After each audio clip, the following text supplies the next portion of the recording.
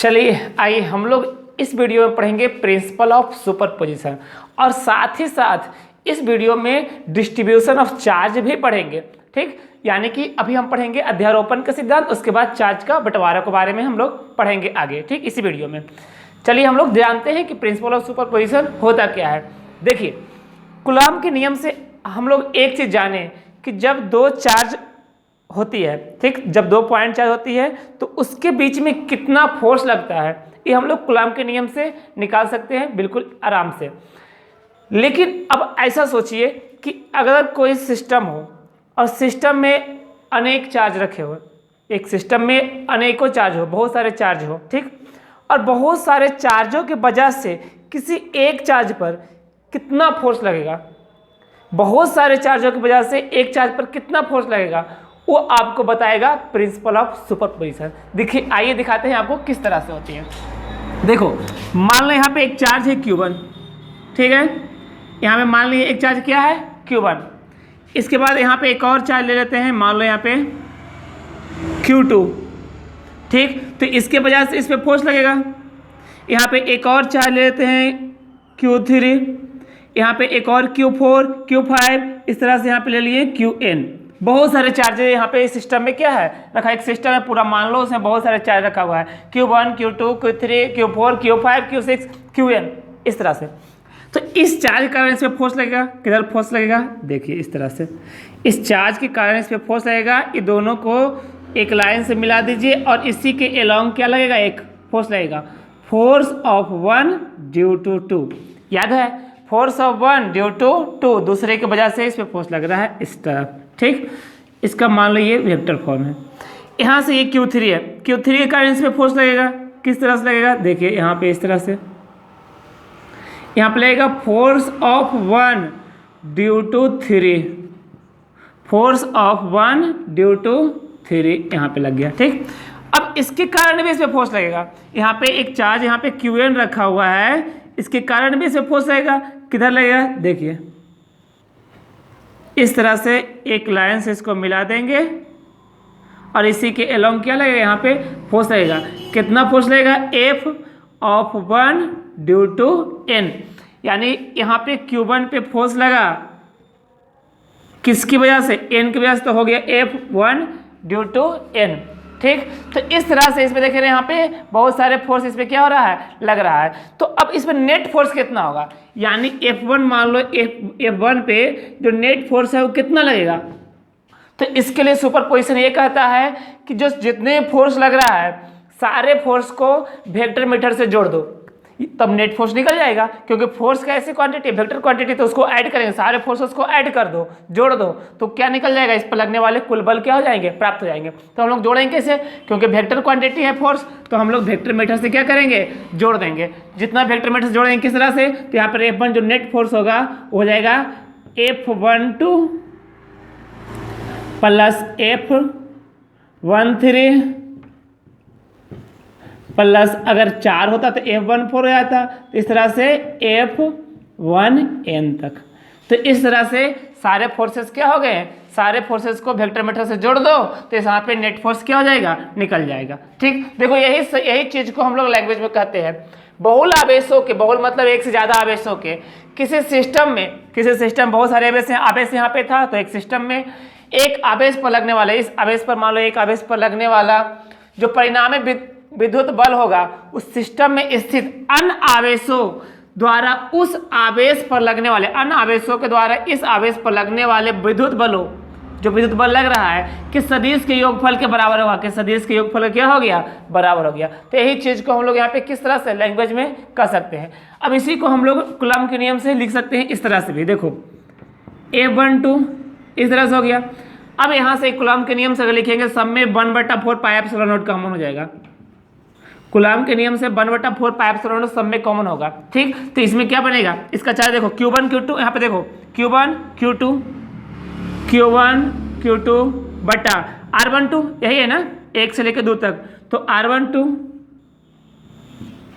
का स्क्वायर। तो अब R12 का स्क्वायर, तो इसका यूनिट वेक्टर याद करो, इसका अपोजिट लेते थे R21, इस तरह इसका यूनिट वेक्टर लेते थे। अब यहाँ से इसका लिए, अब यहाँ पे इसके लिए आ जाएंगे, इसका अगला चार्ज के लिए आ जाएंगे, तो यहाँ पर क्या हो जाएगा, यहाँ पे क्या था Q1 Q2, अब यहाँ हो जाएगा Q1 Q3, यहाँ पे क्या हो जाएगा R13 का होल स्क्वायर इंटू R31 उल्टा यूनिट वेक्टर। इसी तरह से आगे हम लोग क्या करते रहेंगे, सारा n तक चला जाएगा, n तक जाएगा तो n में कितना हो जाएगा, देखो अगर n वाला लेंगे तो यहाँ पे क्या हो जाएगा Q1 इंटू Qn बटा R1n का होल स्क्वायर इंटू Rn1। तो इस तरह से ये n तक हो जाएगा।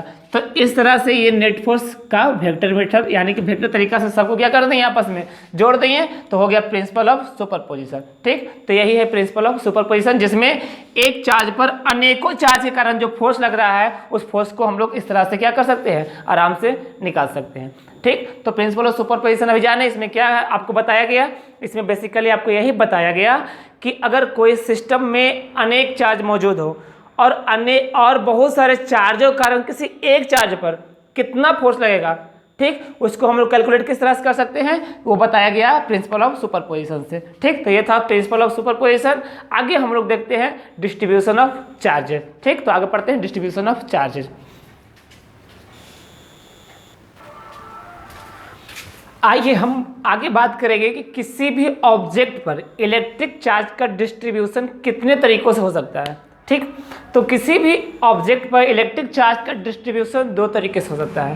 पहला तरीका आपका है कॉन्टिन्यूअस चार्ज डिस्ट्रीब्यूशन, पहला है डिसकंटिन्यूअस चार्ज डिस्ट्रीब्यूशन, दूसरा है कॉन्टिन्यूअस चार्ज डिस्ट्रीब्यूशन। ठीक, तो पहले हम लोग देखेंगे कि डिसकंटिन्यूअस चार्ज डिस्ट्रीब्यूशन में किस तरह से होता है। देखो, यदि किसी ऑब्जेक्ट को हम लोग इलेक्ट्रिक चार्ज करेंगे, ठीक, किसी भी ऑब्जेक्ट को हम लोग इलेक्ट्रिक चार्ज करें, तब उसके बाद जो ऑब्जेक्ट पर जो चार्ज है वो हर जगह समान रूप से नहीं हो, यानी कि चार्ज जो है वो हर जगह अलग अलग हो। देखिए एग्जांपल के तौर पे यहाँ पे देखिए, एक ये ऑब्जेक्ट है जिसको हम लोग चार्ज किए, अब इसके बाद देखिए यहाँ पे चार्ज ज़्यादा है, यहाँ पे कम है, यानी कि हर जगह जो चार्ज है वो अलग अलग है। तो इस तरह का जो डिस्ट्रीब्यूशन होगा, इस तरह से जो वितरण होगा, जिसे हम लोग कहते हैं डिसकंटिन्यूअस चार्ज डिस्ट्रीब्यूशन।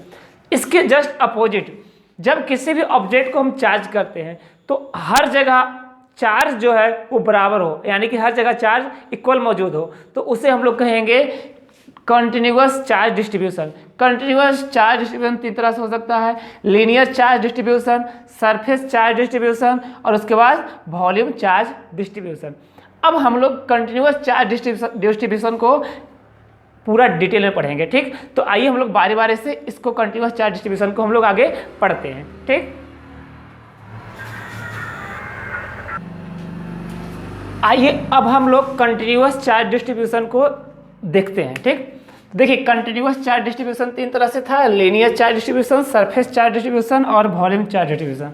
सबसे पहले देखते हैं हम लोग लीनियर चार्ज डिस्ट्रीब्यूशन। देखो, जब किसी भी ऑब्जेक्ट पर हम लोग इलेक्ट्रिक चार्ज करते हैं, ठीक, तब उसके बाद अगर चार्ज एक लाइन पे डिस्ट्रीब्यूट हो, एक पूरे लाइन पर डिस्ट्रीब्यूट हो, इस तरह से देख रहे हैं, यहाँ पे एक मेटल वायर है और यहाँ पे एक मेटल वायर के एक लाइन पर ही चार्ज क्या है, डिस्ट्रीब्यूट है, तो इस तरह से जो चार्ज का डिस्ट्रीब्यूशन होता है उसको बोलते हैं लीनियर चार्ज डिस्ट्रीब्यूशन। ठीक, यहाँ पर देखिए एक मेटल रिंग है, इसके ऊपर हम लोग इलेक्ट्रिक चार्ज किए, तो हमने देखा कि चार्ज जो एक लाइन पे क्या है, चारों तरफ डिस्ट्रीब्यूट हो गया है, तो हम लोग कहते हैं इसको लीनियर चार्ज डिस्ट्रीब्यूशन।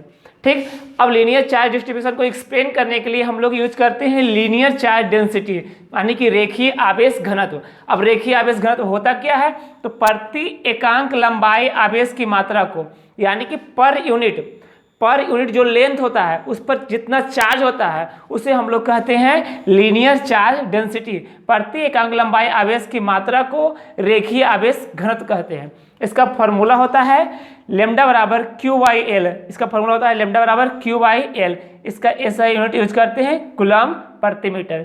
यहाँ पे आवेश का हो गया कूलम, लेंथ का हो गया प्रति मीटर।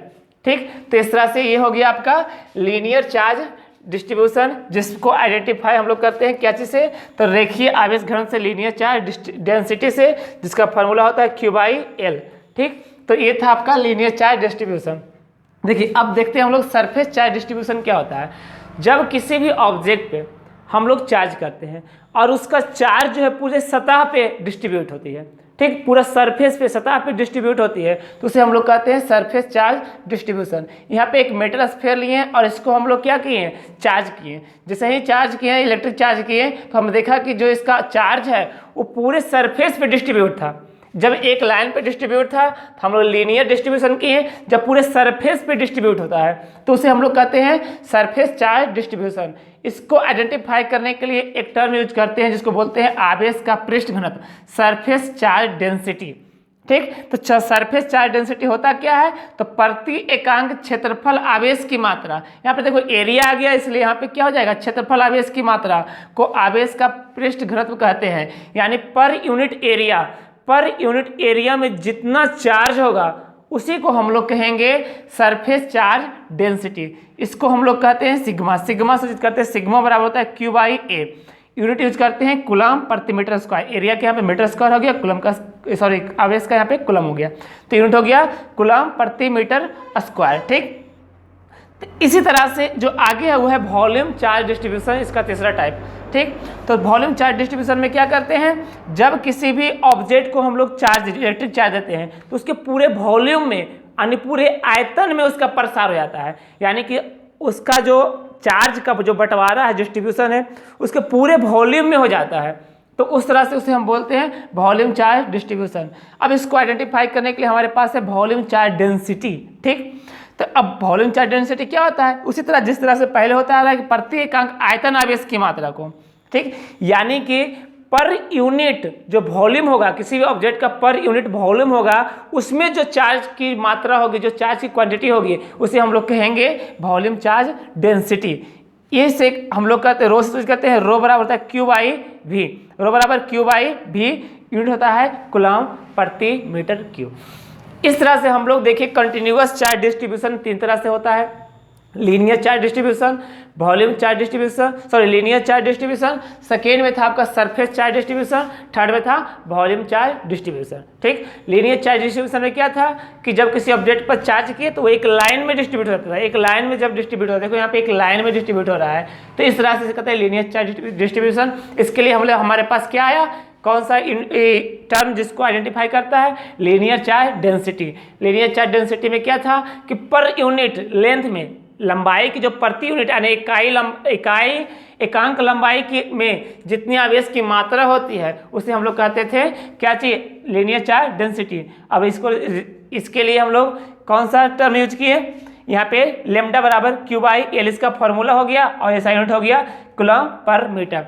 उसी तरह से था आपका सरफेस चार्ज डेंसिटी। इसके लिए एक टर्म हम लोग यूज किए थे सरफेस चार्ज डिस्ट्रीब्यूशन के लिए हम लोग यूज किए थे सरफेस चार्ज डेंसिटी। इसमें क्या था कि पर यूनिट एरिया में जितना चार्ज होता है, पर यूनिट एरिया में यानी एकांक क्षेत्रफल में जितना चार्ज की मात्रा होती है उसे हम लोग कहते हैं सरफेस चार्ज डेंसिटी। इसका फॉर्मूला होता है सिग्मा बराबर क्यू बाई ए, इसका यूनिट होता है कूलम प्रति मीटर स्क्वायर। फिर उसके बाद थर्ड था volume charge distribution. Volume charge distribution में क्या था कि कोई भी सरफेस पर जितना चार्ज किए और उसका पूरा वॉल्यूम में प्रसार हो गया, उसको हम लोग कहते हैं वॉल्यूम चार्ज डिस्ट्रीब्यूशन। इसके लिए एक टर्म यूज किए थे वॉल्यूम चार्ज डेंसिटी।